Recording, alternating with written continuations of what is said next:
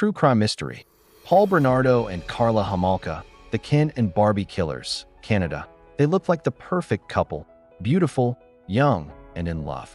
But behind those smiles was a nightmare no one could imagine. Together, they would become two of the most infamous killers in Canadian history. Before we dive into this terrifying case, don't forget to hit subscribe and tap the bell icon so you never miss the next shocking story from True Crime Mystery. At first, no one suspected a thing.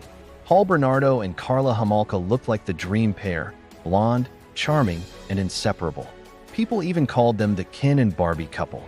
But Paul wasn't who he seemed. Before he met Carla, Bernardo was already living a double life.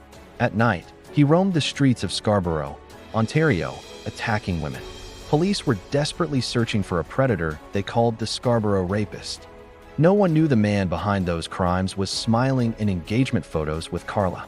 When Carla met Paul, she was just 17. He was older, confident, manipulative, and dangerous. To Carla, he seemed exciting. But what began as love quickly turned into obsession and control. Paul's violent fantasies grew darker, and Carla started helping him. Their relationship twisted into something horrifying. He wanted power. She wanted to please him. Together, they crossed a line no one ever expected.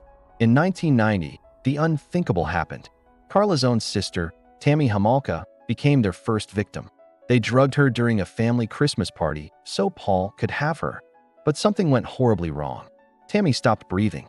Instead of calling for help, they cleaned the scene and made it look like an accident. The police believed it was. After Tammy's death, their crimes escalated.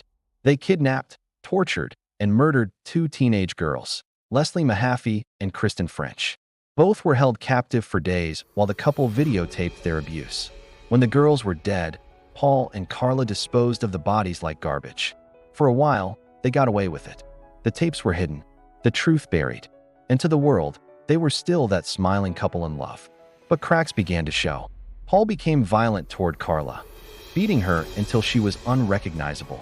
When she finally went to the police, she told them everything. But she also made a deal. In exchange for testifying against Bernardo, Carla was offered a 12-year plea bargain, a deal that outraged an entire nation. Because months later, police found the videotapes and saw that Carla had been far more involved than she admitted. Paul Bernardo was convicted of first-degree murder and sentenced to life in prison with no parole.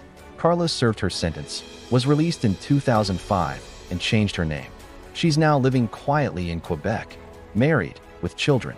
Many Canadians still call it the deal with the devil. Because while Paul will die behind bars, Carla walks free.